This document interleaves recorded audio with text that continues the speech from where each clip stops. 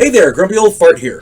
For those of you who don't know, I started Grumpy Old Fart to express my political and social opinions and to say things that I felt needed to be said. Unfortunately, YouTube started giving me strikes. As a hedge against this happening, I've created backup YouTube channels, Grumpy Old Gamer and Grumpy Old Ufologist. I also created a channel called Grumpy Old Fart over on Rumble, a free speech alternative to YouTube. You can find all of my stuff there, including my political opinion and current events. The link to my Rumble channel, as well as links to let you order my books, are in the description of this video. If you enjoy my content, please like, subscribe, share, and comment.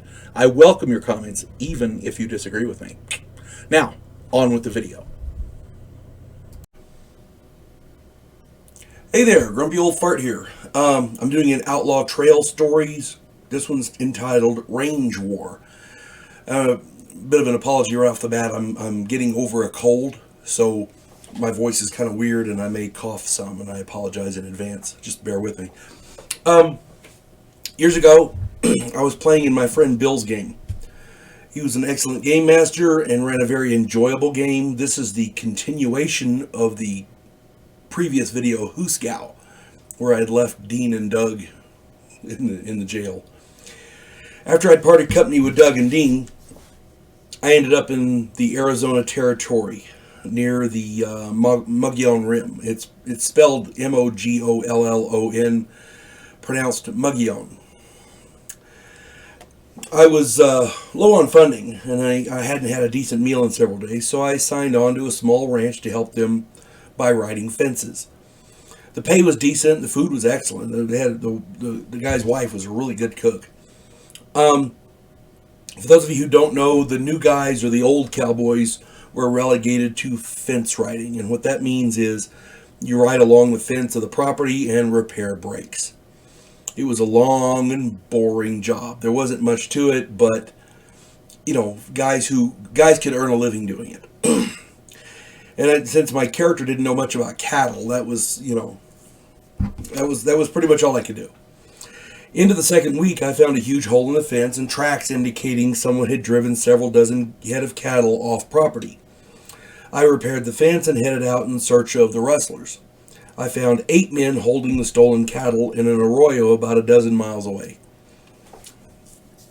I made notes of the stock, the horses that the men were riding, and the gear that they had. The leader wore a brown hat with a fancy silver band, and they called him Benton. When I reported this to the ranch owner, Mr. Galt, he knew exactly who it was.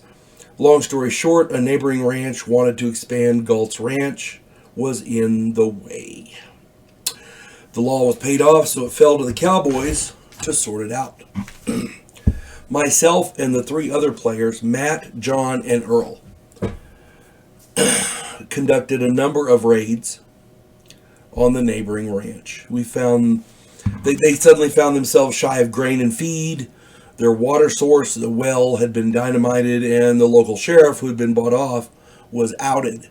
We found bank drafts from the other rancher to the sheriff, so he'd been taking payoffs, and we found proof.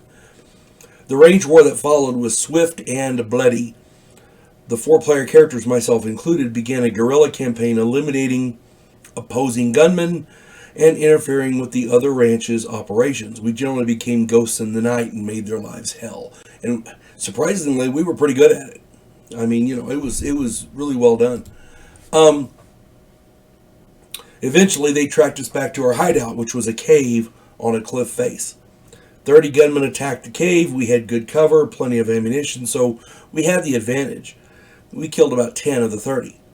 Then one of the bad guys got the clever idea of going into town and bringing back some dynamite. His idea was to blow the mouth of the cave and seal us inside. My friend Earl is a great gamer, and his character was a crack shot and had a Sharp's big bore rifle with a Confederate scope all the way from Europe. The scope had been made in Europe and brought to the United States and was sold to the Confederacy. After the war, Earl kept it. That rifle was extremely accurate. The guy arrived with a mule laden with dynamite, and they were all standing around patting themselves on the back when Earl pulled the trigger. The mule went up and killed all 20 gunmen, including Benton. Range war was over. Our four got the reputation as problem solvers, and we went on to be sheriffs and peacekeepers in several other towns. And I'm going to continue this story because I kind of enjoyed the game. Bill ran a great game. But regardless, when you're facing high odds, you take every advantage. There's no such thing as a fair fight. They brought dynamite and they just kind of left it out in the open, and that was their big deal. That was their problem, because Earl took advantage. Anyway, I hope this finds everybody well. You folks have a good day. God bless one and all.